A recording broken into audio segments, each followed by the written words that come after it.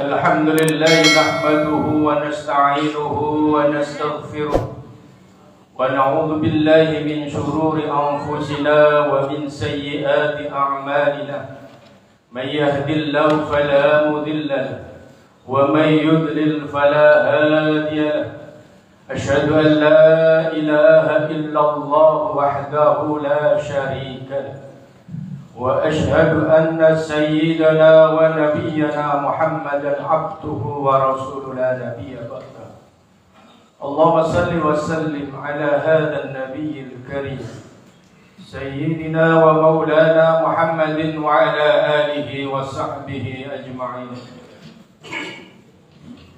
أما بعد فيا أيها الناس اتقوا الله حق تقاته ولا تموتن إلا وأنتم مسلمون وقال الله تعالى في القرآن العظيم أعوذ بالله من الشيطان الرجيم يا أيها الذين آمنوا اتقوا الله وقولوا قولا سديدا يصلح لكم أعمالكم ويغفر لكم ذنوبكم ومن يطع الله ورسوله فقد فاز فوزا عظيما. Al-ayat. Hadirin para jamaah rahimakumullah. Marilah dalam kesempatan yang teramat mulia ini kita senantiasa selalu bersyukur kepada Allah atas segala limpahan rahmat, nikmat serta hidayahnya. Baik kita ini meminta kepada Allah maupun tidak meminta kepada Allah, Allah tidak pernah memutuskan memberikan kenikmatan-kenikmatan itu kepada hamba. Bagi seorang yang beriman para jamaah rahimakumullah, sudah sepantasnya lah kita ini sebagai hamba Allah untuk selalu bersyukur kepada Allah atas segala limpahan rahmat nikmat yang Allah berikan kepada kita. Sebagai wujud syukur kita kepada Allah Subhanahu wa taala, hendaknya lah kita ini selalu ittaqullah. Takwa yaitu imtisalul awamir wa ijtinabun nawahi. Takwa yaitu menjalankan segala perintah-perintah Allah dan menjauhi segala larangan-larangannya. Hadirin para jamaah rahimakumullah, kalau hanya mengucapkan kata-kata ittaqullah mudah untuk diucapkan tapi berat dalam pelaksanaan. Boleh jadi pada saat kita duduk bersila di masjid yang mulia ini, kadang-kadang diri kita ini sudah menjadi atau merasa menjadi orang-orang yang paling tunduk dan patuh kepada Allah dan selalu menjauhi larangan-larangan Allah. Manakala kita di masjid, manakala kita di masjid taklim, manakala kita duduk bersama orang-orang alim dan orang-orang yang baik.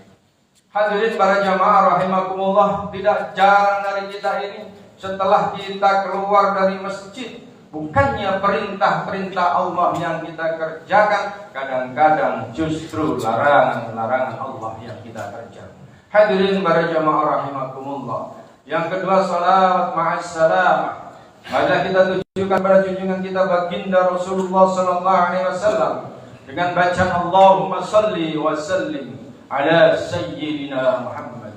Mudah-mudahan kita yang hadir di sini dicatat dan diaku oleh beliau Rasulullah sallallahu alaihi wasallam sebagai umatnya.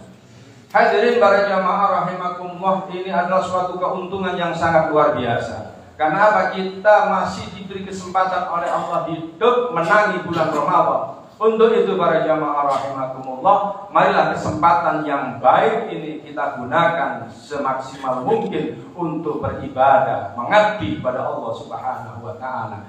Dengan memperbanyak tilawatil Quran, dengan memperbanyak salat-salat sunnah, dengan memperbanyak berzikir pada Allah Subhanahu wa taala, agar kita ini tidak termasuk orang-orang yang rugi. Karena apa para jamaah rahimakumullah? Belum tentu kita ini menangi Ramadan tahun depan. Hadirin para jamaah rahimakumullah, sungguh kita ini termasuk orang-orang yang dipilih oleh Allah, diberi kesempatan hidup sampai saat ini, sampai detik ini menangi Ramadan. Untuk itu para jamaah rahimakumullah, marilah kami memohon kepada Allah agar Allah Subhanahu wa taala selalu memberi hidayah, memberi kekuatan kepada kita semua yang hadir di sini sehingga bisa melaksanakan puasa di bulan suci Ramadan ini sampai berhari raya. Dan mudah-mudahan permohonan doa kita bersama, permohonan kita kepada Allah Subhanahu wa taala, mudah-mudahan yang hadir di sini semua diberi umur panjang oleh Allah Subhanahu wa taala, sehat jasmani dan rohani, rezeki yang banyak dan halal sehingga menangi Ramadan tahun depan. Allahumma amin. Hadirin para jamaah rahimakumullah, beribadah kepada Allah Subhanahu wa taala ini bukan berarti tidak ada tantangannya, sangat berat. Orang yang berpuasa kalau tidak dimulai sejak kecil itu berat. Karena apa para jamaah rahimakumullah? Kita ini punya musuh bebuyutan yang memang Allah ciptakan untuk hambanya. Siapa itu? Iblis. Hadirin para jamaah rahimakumullah, tatkala Allah memerintahkan wa id qulna lil malaikati isjudu li adam fasajadu illa iblis. Tatkala Allah memerintahkan kepada seluruh malaikat untuk bersujud menghormat kepada Adam, semua malaikat seluruhnya sujud menghormat kepada Adam, kecuali iblis mereka tidak mau. Dengan alasan apa? Khalaqtani min nar wa khalaqtahu min tin. Iblis sombong karena mereka merasa diciptakan oleh Allah dari api sedangkan Adam dari tanah. Mereka tidak mau. Kesombongan itulah yang menyebabkan mereka dikeluarkan dari surga. Kesombongan itulah yang menyebabkan mereka sengsara. Hadirin para jamaah rahimakumullah, sebagai janji iblis yang sudah dilaknat oleh Allah, mereka memohon kepada Allah, qala anzirni ila yaumi yub'atsun. Ya Allah, tangguhkanlah umur saya ini sampai ila yaumil qiyamah. Dengan permohonan doa iblis ini Allah dikabulkan oleh Allah Subhanahu wa taala. Lalu iblis berjanji kepada Allah, "Tsumma la'atiyannahum min baini aydihim wa min khalfihim wa an aymanihim wa an sama'ihim wa la tajidu aktsarahum syakirin." Kemudian iblis berjanji kepada Allah akan menyesatkan hamba-hamba Allah, orang-orang yang beriman. Mereka selalu membisikkan dari arah depan, dari arah belakang, dari arah kanan, dari arah kiri, agar umat Muhammad, hamba-hamba Allah yang beriman ini tidak syukur kepada Allah, agar mereka menjadi kufur kepada Allah Subhanahu wa taala. Dari arah depan iblis selalu membisikkan, mungkin kepada orang-orang tua yang mempunyai jabatan kedudukan yang tinggi, dibisiki sama iblis dengan rasa khawatir. Pikirkan anakmu, pikirkan cucumu, bagaimana masa depan mereka, kekhawatiran tentang kehidupan dunia. Lalu tidak jarang daripada orang-orang yang berkedudukan tinggi, mempunyai jabatan yang tinggi, lalu berdaya upaya untuk menolong anaknya supaya mendapatkan jabatan yang tinggi agar hidupnya tidak sengsara di dunia. Dari arah belakang iblis juga membisikkan kepada orang-orang tentang kekhawatiran anaknya, nanti bagaimana sepeninggal saya, anak-anak saya, bagaimana nasibnya di dunia ini. Sehingga dengan dunia tidak jarang dari para orang tua itu menyiapkan anak-anaknya dengan harta yang banyak, sekalipun itu dengan jalan yang tidak baik. Menyiapkan anak-anaknya dengan jabatan yang tinggi, sekalipun itu dengan melanggar konstitusi dan undang-undang. Dari arah kanan iblis juga membisikkan tentang kekhawatiran tentang kehidupan dunia ini. Bagaimana keluargamu, bagaimana anak-anakmu, semuanya yang dipikirkan adalah tentang dunia. Yang dibisikkan di telinga kita sebelah kanan oleh iblis, semuanya ada tentang kekhawatiran tentang kehidupan dunia, kesengsaraan kehidupan dunia. Tidak ada satupun iblis membisikkan tentang kekhawatiran akhirat.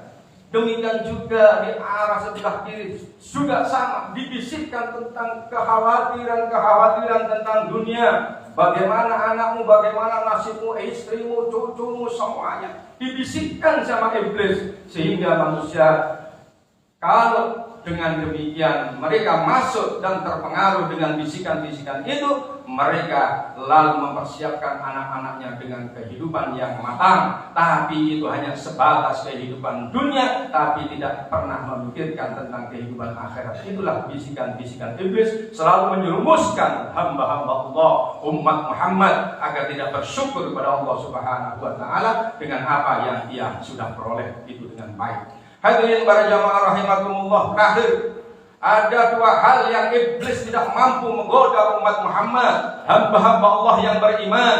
Yang pertama yaitu orang-orang yang selalu berhubungan vertikal dengan Allah, orang-orang yang selalu taat dengan Allah, khususnya orang-orang yang saat ini menjalankan puasa di bulan suci Ramadan. Itu adalah sebagai bentuk orang-orang yang selalu berhubungan vertikal kepada Allah Subhanahu wa Ta'ala. Khususnya hari ini, orang-orang yang mau datang ke masjid untuk menjalankan ibadah salat Jumat, itulah sebagai contoh bentuk konkret daripada orang-orang yang selalu berhubungan vertikal kepada Allah Subhanahu wa Ta'ala, dalam artian mengabdi, beribadah, menyembah kepada Allah Subhanahu wa Ta'ala. Yang kedua, para jemaah rahimakumullah, iblis tidak akan mampu menggoda manusia, hamba Allah yang beriman, yaitu orang yang selalu ingat tentang bawah, yaitu ingat tentang kematian. Orang yang berhubungan dengan atas dan orang yang ingat dengan bawah, yaitu orang yang selalu ingat kepada kematian. Karena para jemaah rahimakumullah,